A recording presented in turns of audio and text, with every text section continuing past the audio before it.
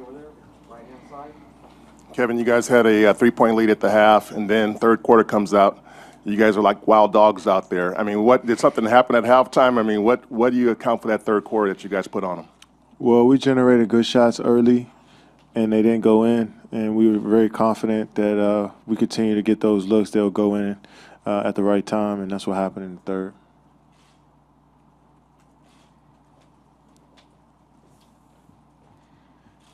Kevin, I thought I saw you congratulate Anthony Davis at the end of the game. If I'm right, what did you say to him, and how did he impress you over the 5 games? I just told him I'll see him in the summer, and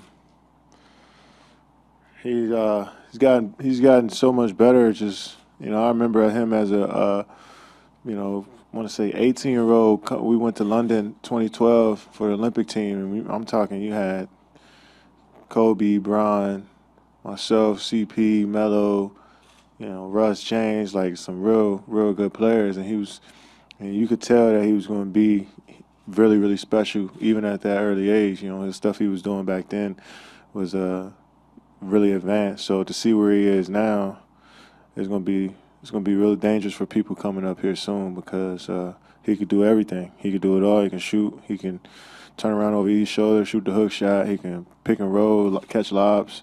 So he's just getting more comfortable, and some playoff experience is definitely going to help as well. So glad I got an opportunity to compete against somebody like that, and when it really means something in the playoffs, and you can just kind of see the growth that he's gone through as a player. So I can appreciate that. Hey, Kevin, a little bit to your right. I know that you weren't overlooking any other opponents, but all season long, has it sort of felt like this team and the Rockets were sort of on a collision course, and how does it feel now that has arrived? I never really thought about that, to be honest. I mean, it's tough enough every day to get up and work on your game and go through practice and go through, shoot-arounds and traveling and, all that stuff. I just try to focus on the present as much as I can. And, I'm sure it's the same for my teammates. But, obviously it was so much coverage around the league and so much attention around our league. You hear about the best teams and the best players. So I just try to stay in the moment. Anything could happen, but this is the matchup, and both teams are looking forward to going out there and competing and having some fun.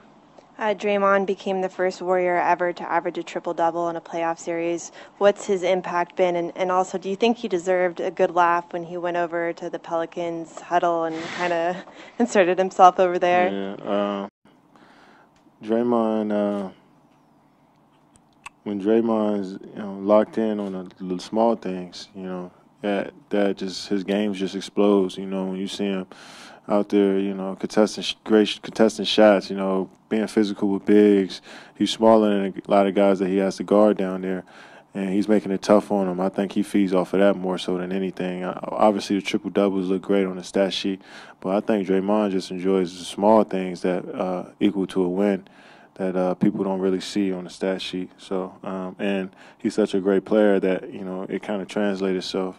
It kind of translates through the stat sheet, but all the small things that he does, that go unseen is the reason why we're able to, win games the way we win them and have different matchups.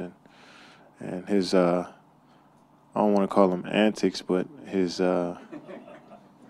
just his passion for the game, passion for winning and competing, it shines bright even through things like going to somebody else's huddle. It's pretty cool. It's pretty fun to see as a basketball player. Kevin, right here, there was a stretch there in the third quarter where you had whatever you want to call it, the death lineup, but the Hamptons final was on the court. Can you talk about what makes that group so special, and do you like starting the game with that starting five? That unit played really well. I mean, it just depends on the matchup and how how we can match up best and what works best for us as a team. And I thought that lineup did a really good job of just switching everything, playing good defense, getting out and running as well. And when we lock in, get stops, I think we're a very dangerous team in transition, and we got guys that can do multiple things. I mean, I kind of Steph, Klay, run around and knock down 3 balls, and Steph great in the pick and roll and penetrating, I like to get in my sweet spot and go to work. So, it's different ways we can score the ball, but I think defensively we just try to play hard as we can and contest shots and rebound. The matchup and how how we can match up best and what works best for us as a team. And I thought that lineup did a really good job of just switching everything, playing good defense, getting out and running as well. And when we lock in and get stops, I think we're a very dangerous team in transition, and then we got guys that can do multiple things. I mean, I kind of, Steph, Klay, run around and knock down 3 balls, and Steph great in the pick and roll and penetrating, and I like to get in my sweet spot and go to work. So, it's different ways we can score the ball, but I think defensively we just try to play hard as we can and contest shots and rebound. Kevin, Coach Kerr just reminded us that the Warriors are the #1 defensive team in the playoffs. I think in this series you guys are averaging like 10 or 11 steals per game. What's your overall assessment of the defense, and has it made you a better defensive player since you came over from OKC? It just made me, when you know what you want to take away, when you know what you want to do in certain matchups, it makes you just think about the defensive end a little better. So for me, I could always play defense, but it's just a matter of how I wanted to play it at any given night. And I think, having coach just always let me know, the discipline, game plan, discipline, what we want to do on certain things, certain actions, allows me to kind of be focused on that so I can be a better player. And for us as a group, the same goes for everybody on our team, is when we focus in on what we need to take away, what team's strengths are, and just looking at it the same way we approach the offensive end with a game plan, we try to approach the defensive side. And once you do that, then just natural instincts tend to take over. And, now I'm just letting my instincts kind of guide me on the defensive side of the ball. Kevin, what's your recollection of the January 28 game against the Rockets and some of the confidence also that they displayed after beating you guys? Tough loss for us that game. We had plenty of opportunities to win, but unfortunately we didn't. But that was so long ago. I think both teams are different and playing better. I try not to look at those games, but we kind of know what, both of they know what we do, we know what they do. It's just a matter of playing well on that given night. So we'll see what happens. Kevin, Steve said with Steph playing 37 minutes and doing a little bit of everything, he's back to being Steph. We see his flair, his emotion. How much does that mean? And is Steph back to being Steph?